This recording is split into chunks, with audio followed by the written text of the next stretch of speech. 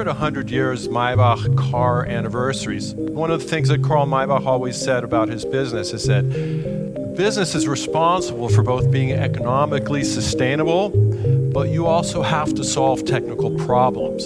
So I think this is really at the basis of this and the basis of automotive innovation, which really is one of the hallmarks of the Maybach DNA. To sum it up, I mean, basically what we have is a heritage brand that's constantly pushing ahead.